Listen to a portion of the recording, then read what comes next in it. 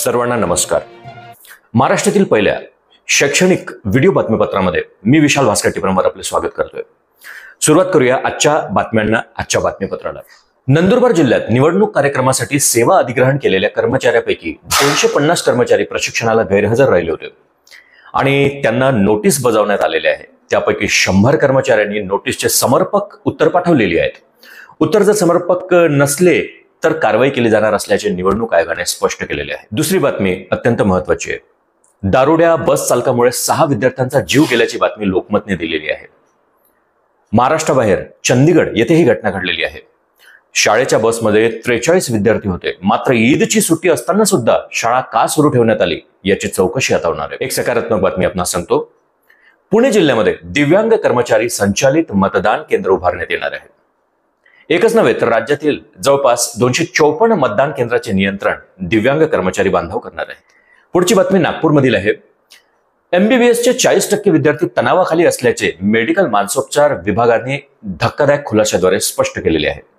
स्पर्धेच्या युगात प्रत्येकाला ताणतणावातून जावेच लागते। या तणावाचे योग्य व्यवस्थापन केले तर यश मिळत असतं, असे डॉक्टर मनीष ठाकरे मानसोपचार विभागाचे प्रमुख जे आहेत मेडिकलचे, त्यांनी हे स्पष्ट केले। पुढची बातमी सुद्धा नागपूरमधूनच आहे। Doctor Subhash Chaudhari is back अशा मथळ्याखाली ही बातमी देण्यात आलेली आहे।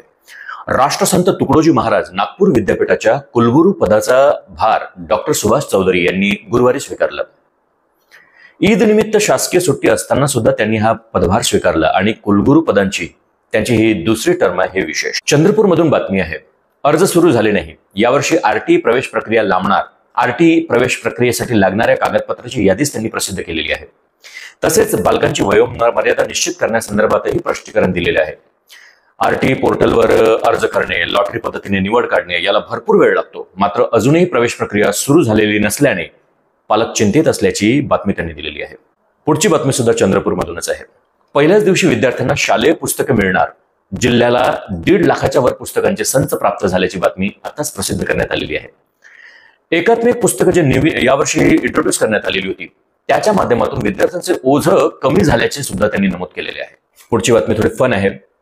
निवडणूक ड्युटी नको रे बाबा, कोणाची बायको तर कोणाची आई आजारी, ड्युटी रद्द करण्यासाठी जिल्ह्यात आजवर 400हून अधिक अर्ज आल्याची बातमी छत्रपती संभाजीनगर मधून आलेली आहे।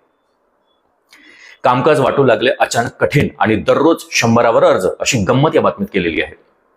अपर जिल्हाधिकारी अरविंद लोखंडे हे अर्जांची काटेकोर तपासणी करत आहेत आणि ड्युटीविषयी ते निर्णय घेणार आहेत। आपणही बरेचशा लोकांनी विवाहाचे कारण, देखभालीसाठी कोणी नाही असे कारणे सुद्धा अर्जामध्ये नमूद केलेली आहेत। पुढची बातमी सोलापूर लोकमतमध्ये। मतदान केंद्रात आता डॉक्टर आणि नर्सेस मतदारांच्या आरोग्याची काळजी घेण्यासाठी सज्ज राहणार आहेत। मतदानाचा टक्का वाढवण्याचा हा एक नवीन फंडा आहे।